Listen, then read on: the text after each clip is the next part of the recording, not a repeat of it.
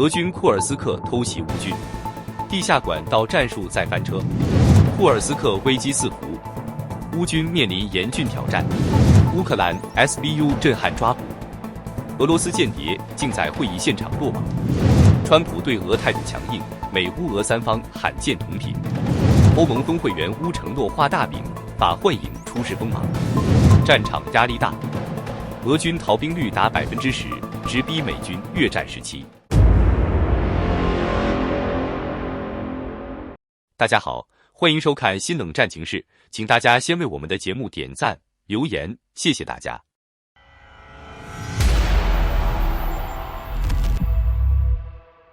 今天是2025年3月10日，俄乌战争已经进入第1110天。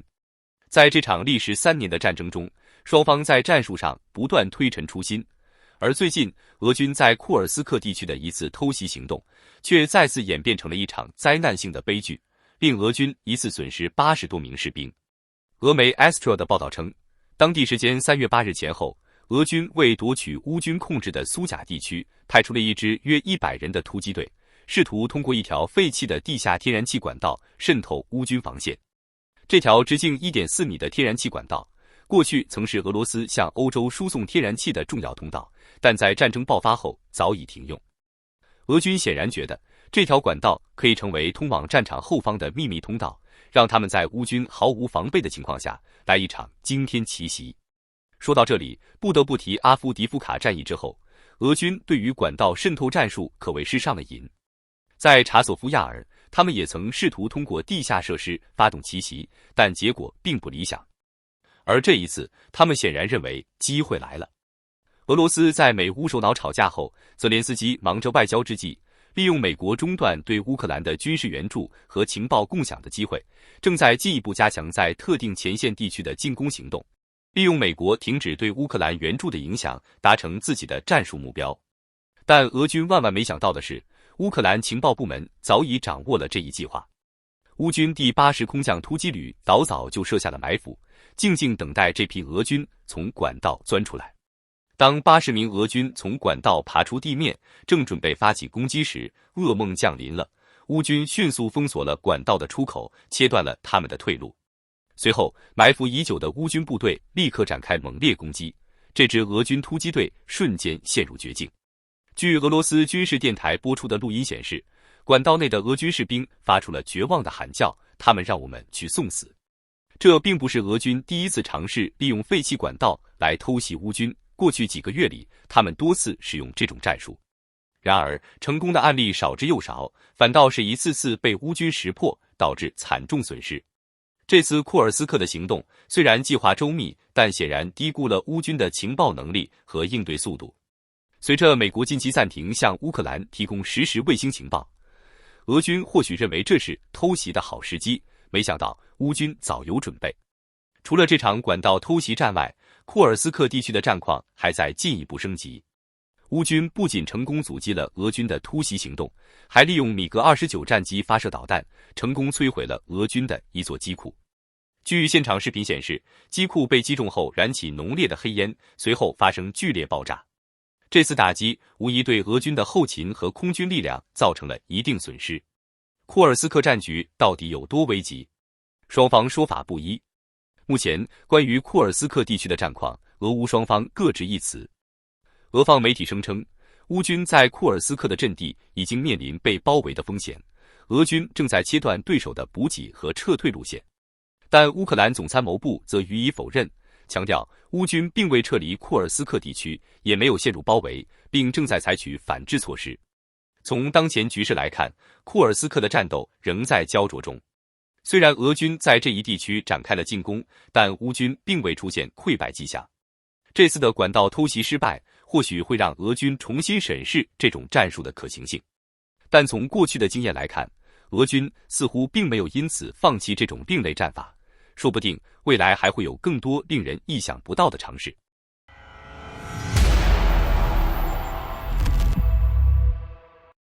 近期，库尔斯克方向战况骤然升温。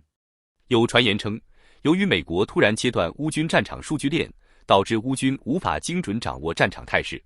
俄军趁机发动大规模突袭，成功突破乌军后勤防线，导致至少6500至1万名乌军陷入包围。库尔斯克战况升级，多方向激战，乌军陷入困境。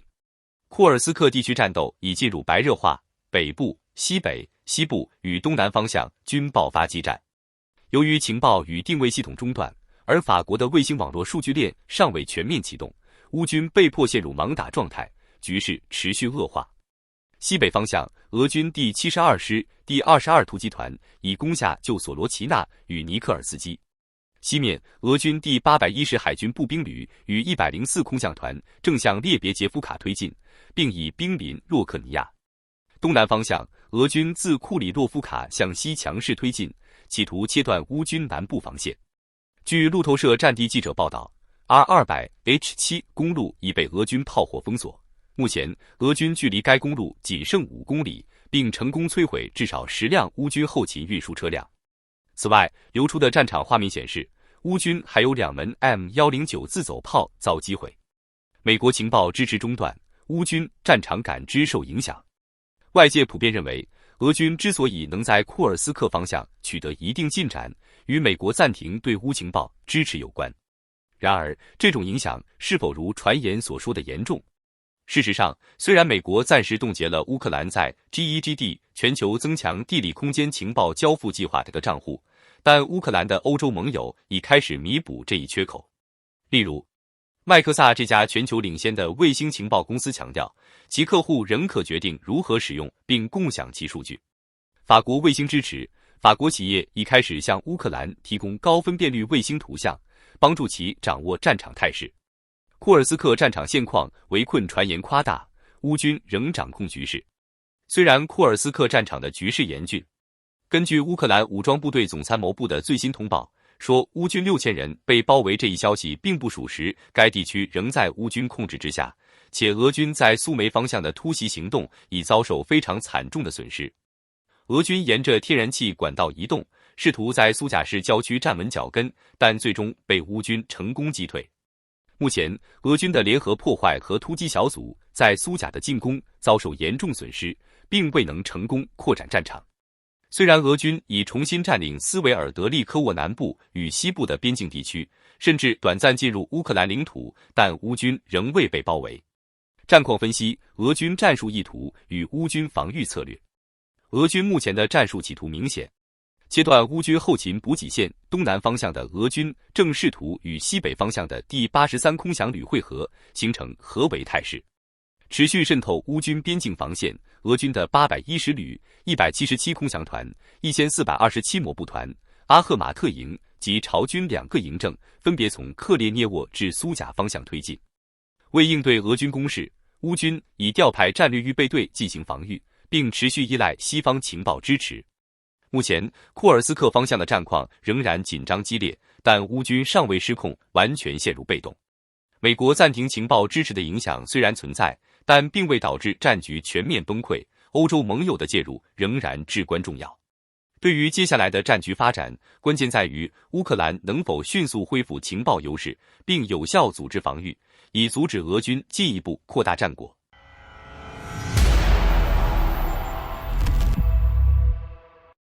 乌克兰安全局 SBU 再次出手，在一次战略工业部的会议上，当场逮捕了一名潜伏于乌克兰国家航天局的间谍。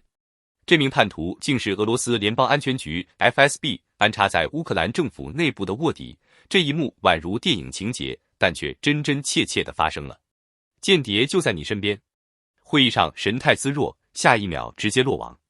想象一下，你正在会议上与同事热烈讨论国家军事发展问题，突然安全局特工冲进来，锁定目标，将一名与会者直接带走。这惊心动魄的场景正是发生在这名俄罗斯间谍身上。当特工进入会场时，他竟还试图保持镇定，好像什么事都没发生，但很快他就被戴上手铐，无法反抗。叛国之路被妻子策反，为俄罗斯提供军工机密。据调查，这名间谍早在2024年就开始为俄军提供情报，而他之所以选择背叛祖国，竟与他的妻子有关。他目前居住在俄控的顿河畔罗斯托夫，正是通过他，俄方说服这名官员成为间谍，承诺给予丰厚报酬，甚至允诺他在退休后能够安全移居俄罗斯。但这一切如今已成泡影，机密情报显泄露 ，SBU 精心布局，成功反制。这名间谍掌握了乌克兰至关重要的军事机密，包括军工厂位置、卫星数据、高精度武器生产讯息等。俄方甚至计划利用这些情报对乌克兰战略设施发动精准打击。然而，乌克兰方面早已察觉异常，特工们悄悄监控他与俄方的联系，并透过他向俄罗斯提供大量误导性信息，成功扰乱俄军判断。当乌克兰安全局觉得时机成熟时，便发动突袭，让这名间谍落网。搜查他的住所时， SBU 发现了一部匿名通讯手机，内含大量与俄罗斯联系的证据，直接坐实了他的间谍身份。根据乌克兰刑法第111条，凡是在戒严期间犯下叛国罪者，将被判处终身监禁，并没收所有财产。这名间谍不仅无法实现他移居俄罗斯的梦想，还将在牢狱中度过余生。这已不是乌克兰首次破获内部间谍网络。就在不久前，前乌克兰反恐中心负责人德米特里·科久拉也因为向俄方泄露机密情报而被捕，成为乌克兰政府中级别最高的间谍。乌克兰正在加强内部反间谍行动，清除隐藏的敌人。这次行动显示，乌克兰安全局正在加快清理政府内部的俄罗斯间谍。未来，更多潜伏者将被揪出，无论他们如何伪装，都无法逃过审判。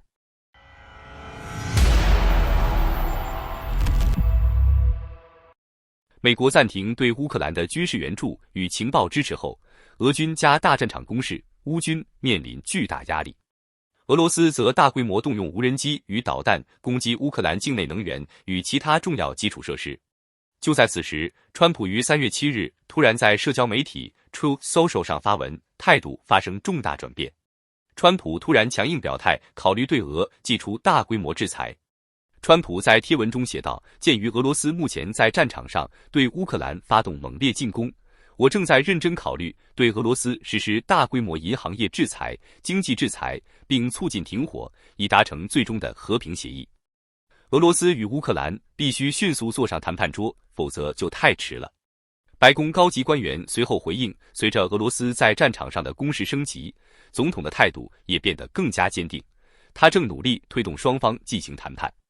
川普的这一发言标志着他对俄政策的一次重要转变。美财长贝森特，川普政府或对俄实施更强制裁。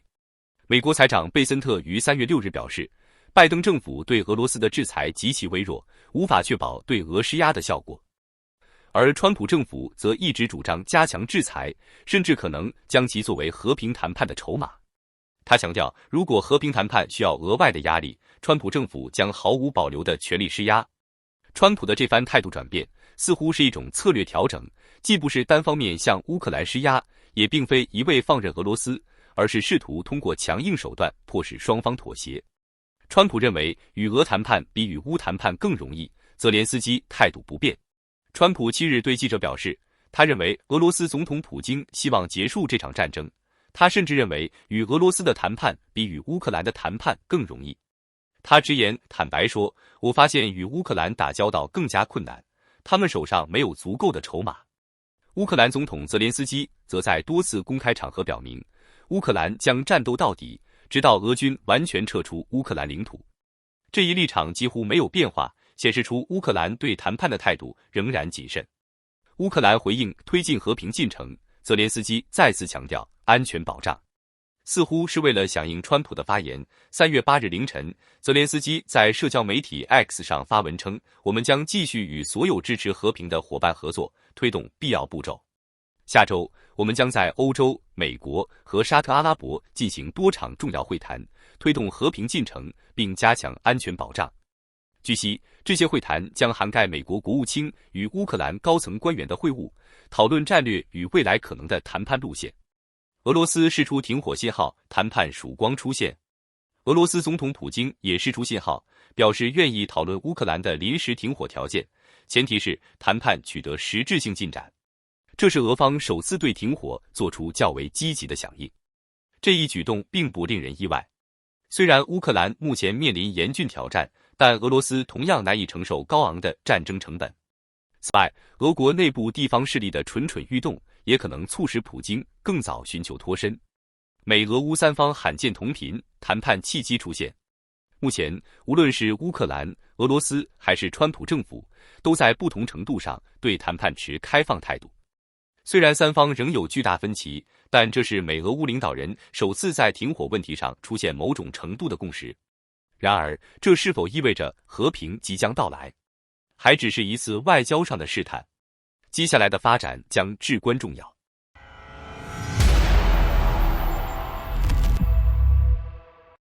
欧盟紧急峰会上，欧盟主席冯德莱恩再次向乌克兰总统泽连斯基表示坚定支持。泽连斯基在伦敦峰会后已经收获了一波温暖，他在发言中感激道：“我要感谢所有的欧洲领导人，自战争开始以来，你们给予了我们强有力的支持。在这段时间里，你们始终与我们并肩作战。”这两场前后仅4天的峰会，显然让泽连斯基感到暖意十足。然而，尽管峰会宣布了欧盟成员国将使用8000亿欧元打造一个安全而有韧性的欧洲的宏伟蓝图，但这一承诺和之前北约的 GDP 2%承诺类似，缺乏强制性，实际执行的可行性也存疑。尤其是欧盟本就债务累累，如何完成这一任务仍然未有清晰方案。此8000亿欧元占据了欧盟 GDP 的约 5%， 但对乌克兰的实际援助远未落地。虽宣称将拨出1500亿欧元用于军事援助乌克兰，但在峰会现场，实质性的援助几乎为零。欧盟明确拒绝将被冻结在布鲁塞尔的2270亿欧元俄罗斯主权资金用于援助乌克兰。同时，关于为乌克兰提供金牛座、风暴阴影导弹等远程武器的提案也被否决。由于匈牙利的阻挠，联合声明未在联合国公报中发表。但欧盟26国领导人依然一致表示，没有乌克兰的参与，谈判无法进行。欧洲必须在谈判桌上占有一席之地。停战协议应当为长期协议的前提，乌克兰的安全保障和领土完整必须得到尊重。事实上，这些话语并未超出伦敦峰会时的共识，换个地点重复一遍。从这些频繁的会议和声明来看，欧盟领导人似乎更热衷于举行那些成效不大的峰会，而非将其精力集中在实际的援助上。若真心支持乌克兰，3年来他们完全可以将这些会议转为在线，节省下的安全费用和差旅费可以直接用于购买武器，支持乌克兰前线的士兵。法国总统马克龙一直是欧盟漂亮话的代表人物，曾提出向乌克兰派兵，但目前法国仍未派出一兵一卒，且对美国提出的维和兵力部署要求提出诸多条件。讽刺的是，法国希望将这些兵力部署在后方，而不是前线。不过，法国提供的幻影战机却成为了乌克兰的新星。乌克兰方面表示，这些战机与 F-16一同参战，成功拦截了俄罗斯来袭的导弹和无人机。最新消息称，乌克兰军队的幻影战机在3月8日的夜战中成功击落了俄军的巡航导弹。在美国停止对乌克兰提供情报支持后不久，俄军发动了大规模空袭，动用了超过194架无人机和67枚导弹。乌克兰防空部队在激烈的空中战斗中击落了至少100架无人机，拦截了34枚导弹。值得注意的是，法国提供的幻影2000战机也参与了这场空中战斗，首次与 F-16战机联合出击，成功击落了俄军的 KH-101巡航导弹。这场战斗标志着幻影战机的首次实战亮相，也表明乌军飞行员已熟练掌握幻影战机的操作，使其在战斗中展现出良好的作战效能。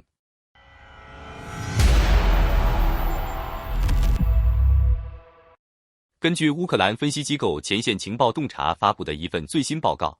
俄军在全面入侵乌克兰的3年中，已有超过5万名士兵逃兵或擅离职守。这一数据源于外泄的俄军内部档案，显示出俄军在战场上的压力不断增大。根据富比士杂志的报道，前线情报洞察估计，俄军在战争中已永久损失多达56万兵力，这其中包括阵亡、重伤及逃兵，后者占总损失的约 10%。虽然在战争初期，俄军的逃兵率较低，但随着战事的延续，尤其是乌克兰在2022年秋季成功反攻和2023年夏季反攻失败后，俄军的逃兵率显著上升。尽管俄军最近在一些地区有所推进，但进展缓慢且代价高昂，逃兵问题依然严重。报告进一步指出，约 5% 的俄军士兵在服役期间选择逃离，这一比例与1960年代至1970年代美国军队在越战期间的逃兵率相当。前线情报洞察认为，尽管俄军承受了重大伤亡并仅获得有限的领土，但俄罗斯仍在兵力动员上处于长期优势。此外，该报告还提到，乌克兰方面也遭受了重大损失，估计已损失多达30万名兵力，其中包括阵亡、重伤及擅离职守者。报告特别提到，乌克兰在兵员动员方面较为薄弱。尽管乌克兰损失的士兵较少，但与俄军相比，乌克兰的总人口只有俄罗斯的1/4，兵员动员的基础也远不如俄罗斯。逃兵案例：乌克兰第155机械化旅的崩溃。在分析逃兵现象时，报告特别提到了乌克兰东部前线的第155机械化旅。这支部队在去年底抵达前线时，由于大量士兵擅离职守，几乎在短时间内瓦解。该部队的崩溃进一步暴露了战场上乌克兰部队面临的士气和兵员问题。人口动态与战损比。从人口动态的角度分析，报告指出，乌克兰与俄罗斯在兵员数量上的差距巨大。俄罗斯拥有 1.44 亿人口，而乌克兰人口仅为3800万，导致乌克兰的动员基础远不及俄罗斯。报告警告称，乌克兰理想的战损比应至少为1:3，即每损失1名士兵，俄军损失3人。然而，当前战场上的损失比为1:1.86，这对乌克兰极为不利。这种局面目前无解，欧洲各国若能够大幅增加对乌克兰的援助，且行动迅速，仍有可能帮助乌克兰扭转战局。好的，感谢您一口气看到最后了，这是对我们最大的鼓励和支持。要看最全面、最及时准确的战场热点报道更新，就请每日锁定新冷战情势。如果您喜欢我们的节目，也请您点赞、留言、订阅，把视频分享出去，让更多的人看到这个节目。想要赞助我们的朋友，可以打开超级感谢打赏赞助，帮助我们能持续做出更多好节目。谢谢大家。